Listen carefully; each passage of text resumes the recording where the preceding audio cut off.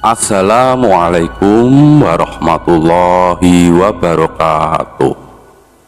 Selamat malam para pemirsa dan pendengar di seluruh Nusantara. Semoga kalian selalu dalam lindungan Tuhan Yang Maha Kuasa. Jumpa kembali dengan Jagat Horor. Kali ini cerita dikirimkan oleh Pak Zainuri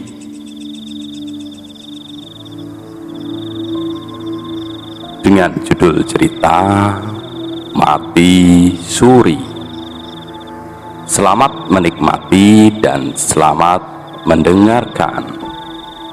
Cerita dimulai dari sekarang. Orang pemberani itu terbentuk dari orang yang penakut yang telah disakiti. Pepatah ini sangat cocok untuk Bapak Zainuri yang menjadi korban bully teman-temannya. Karena memang Pak Zainuri juga telah mengakui sebelum kejadian ini beliau adalah seorang yang penakut. Namun bagai besi yang terus-menerus ditempa, akhirnya menjadi pedang yang sangat tajam dan kuat. Begitu juga kepada Pak Zainuri yang sering terus-menerus dipoyoi atau diejek teman-temannya di tongkrongan saat berbicara hantu dan hal-hal gaib, hanya sebagai pendengar setia dan penggembira dan tidak punya pengalaman horor sedikit pun. Tak ayal Pak Zainuri jadi bulanan teman-temannya. Ejekan yang terus-menerus didengarnya membuat hatinya panas, bahkan hatinya juga ikut panas. Walaupun niat mereka hanyalah bercanda. Akhirnya Pak Zainuri penasaran dan ingin merasakan sendiri bagaimana rasanya melihat hal-hal gaib, hantu, dan lembut. Bagaimana bentuknya dan bagaimana kehidupannya. Pak Zainuri mulai bergadang sampai pagi, berdiri di halaman rumah atau kebun sampai pagi, dan beberapa kali mencoba tidak juga melihat apa-apa atau didatangi yang namanya lelembut. Kemudian Pak Zainuri berpikir kembali, mungkin tempatnya kurang angker atau wingkit, makanya tidak keluar ya, batin hatinya Pak Zainuri. Hari berikutnya Pak Zainuri mendatangi berbagai tempat angker yang menurut orang banyak hantunya dan banyak yang sudah mengalami, dari gua sampai pohon kamboja bekas orang gantung diri, bahkan kos-kosan bekas pembunuhan, kuburan keramat. Namun Pak Zainuri belum juga mendapatkan hasil.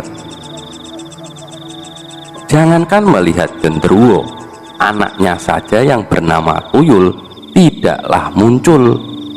Sempat putus asa juga nih Pak Zainuri. Alah, paling mereka cuma ngomong doang, kembang lambeh saja.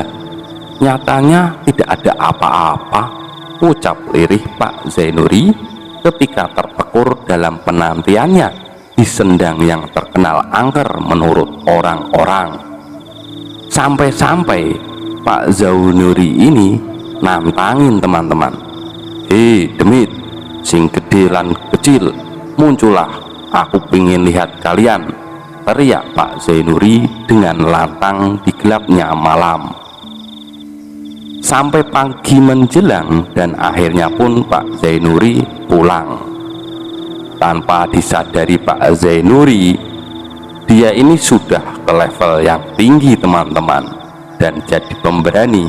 Bahkan teman-temannya belum pernah ke tempat yang didatangi Pak Zainuri karena sudah menjadi buah bibir. tempat itu angkernya, naudzubillahi.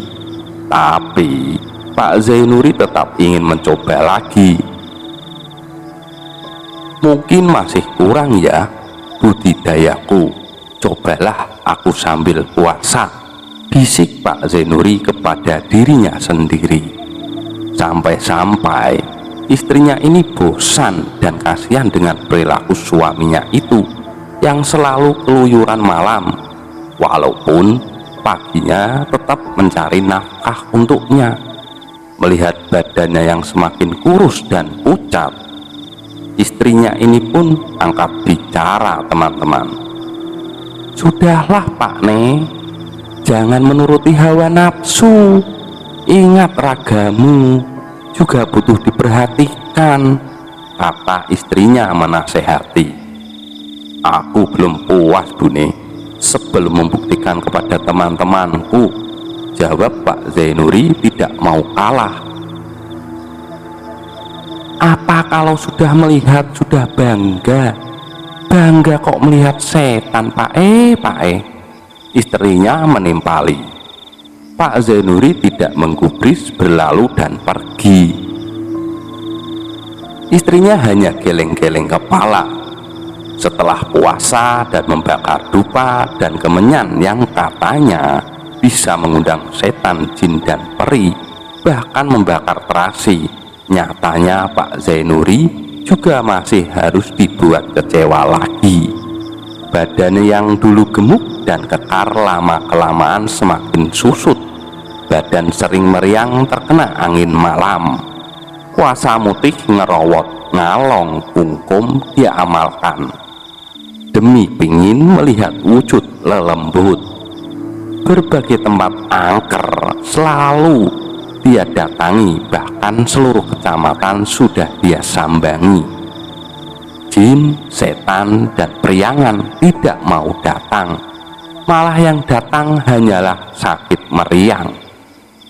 Saat sore duduk sambil ngerokok lintingan, Pak Zainuri teringat tempat yang belum didatanginya, yaitu malah kuburan di kampungnya sendiri ini, teman-teman. Akhirnya Pak Zainuri memutuskan malam itu nanti dia akan ke sana. Benar juga ini, teman-teman. Sekitar jam 12 malam Pak Zainuri ini berangkat juga. Malam yang dingin tidak menyurutkan niatnya. Rumah-rumah tetangganya sudah gelap semua. Rumahnya lek mijan, terdengar setelan wayang. Rasanya jadi keras kalau malam hingga sampai di jalan. Pak Zainuri melangkah melewati rumah-rumah itu, melenggang ke kuburan. Waktu yang seharusnya enak-enak untuk buat tidur atau meluk istri, Pak Zainuri malah dia tinggalkan. Setelah sampai di kuburan, Pak Zainuri ini pun mengucapkan salam dan masuk ke dalam kuburan itu, berjalan ke tengah, berhenti di makam bapaknya ini, teman-teman. Kemudian sedikit mengirimkan doa-doa. Pak Zainuri pun selesai dan kembali berjalan lurus ke arah pohon beringin besar di pojokan kuburan itu. Kemudian Pak Zainuri duduk bersila, teman-teman, dan mengerudungkan sarungnya, menatap ke segala penjuru bergantian dengan matanya yang tajam. Siapa tahu dedemit datang. Hembusan angin malam mengelus wajahnya Pak Zainuri. Tiba-tiba terasa panas dan mata gelap. Lalu mulai sedikit ada sinar yang memaksa Pak Zainuri membuka matanya ini pelan-pelan. Terlihat padang sawana terhampar luas di pandangannya Pak Zainuri. Kemudian Pak Zainuri ini berdiri dari duduk silanya, kemudian berjalan, merasa penasaran. Apakah ini yang namanya dunia lembut ya? Batinnya Pak Zainuri. Beberapa langkah berjalan, Pak Zainuri ini melihat seseorang laki-laki yang lagi memetik buah-buahan yang pohonnya rindang pendek-pendek. namun buahnya lebat sekali. Pak Zainuri mencoba menghampiri laki-laki itu. "Permisi Pak, sampean siapa?" tanya Pak Zainuri kepada pria tersebut. Ketika pria itu membalikan badannya, betapa kagetnya Pak Zainuri. Siapa yang ada di depannya itu? Pria yang tampak muda bercahaya yang selalu bersamanya dulu. Bapak? Ini Bapak kah?" Pak Zainuri memanggil pria tersebut dengan terbata-bata. Pria itu pun tersenyum. "Nuri, gimana kabarmu?" tanya pria itu yang menurut pandangan Pak Zainuri adalah bapaknya, teman-teman. "Saya baik-baik saja Pak," jawab Pak Zainuri tergagap lesu. "Gimana ibumu dan istrimu, Le? Aku titip mereka ya, jaga mereka dengan baik-baik." Kembali pria itu berkata dan tersenyum. Pak Zainuri hanya mengangguk saja. Tiba-tiba kemudian datang sebuah kereta yang begitu indahnya, bermandikan cahaya dengan kuda putih bersih.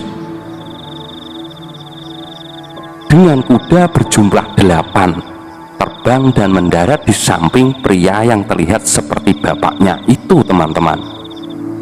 Pria itu kemudian naik ke dalam kereta dan duduk sembari memegang tali kekangnya. Pak Zainuri seketika berlari.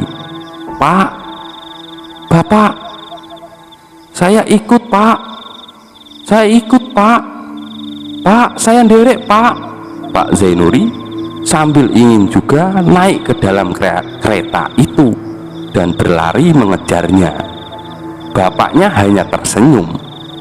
"Belum waktunya, Nuri, kamu masih punya tanggung jawab, pulanglah," bapaknya berucap sambil mendorong Pak Zainuri. Pak Zainuri terjatuhlah. Kemudian seketika bapaknya terbang dan hilang. "Bapak, Bapak, Bapak!" Pak Zainuri ini berteriak sekencang-kencangnya sambil terbangun. Namun begitu kagetnya Pak Zainuri saat sudah terbangun melihat orang-orang berlarian ketakutan di sekitarnya. Setelah menoleh kanan kiri, ke sekeliling banyak pelayat di rumahnya, dan Pak Zainuri belum ingat apa-apa. Kemudian melihat dirinya sudah terbungkus kain pocong. Istri dan ibunya kemudian berlari terus memeluknya. "Zainuri, Zainuri, nang, anakku," teriak ibunya. "Jangan mati dulu. Siapa yang akan memikul ibu nanti saat mati, nang? Oh, nangku." Memeluknya. Kemudian istrinya pun datang untuk memeluknya juga. Mas Zainuri, alhamdulillah ya Allah." Istrinya ini tidak berhenti-hentinya mengucapkan rasa syukur. Semua yang di sana panik semua dan melihat kebesaran yang maha agung terjadi di depan mata mereka. Menurut penuturan sang istri, Pak Zainuri diketemukan tertelungkup di makam bapaknya dalam keadaan sudah dingin, tidak ada nafas lagi.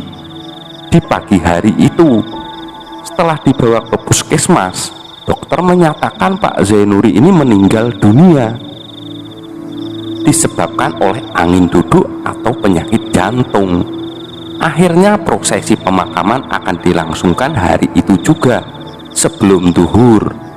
Dan di jam 10 Pak Zainuri hidup kembali atas izin Allah. "Mas, sudah ya, jangan melakukan hal-hal yang aneh-aneh lagi ya." Sang istri ini memohon kepada Pak Zainuri sambil menangis bersimpuh di kakinya.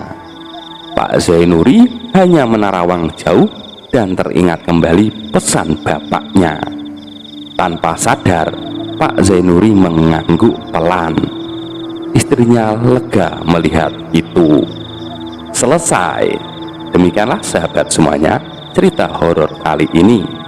Semoga bermanfaat dan menghibur sahabatku semuanya. Saya serta jajaran direksi yang bertugas pamit undur diri. Wassalam.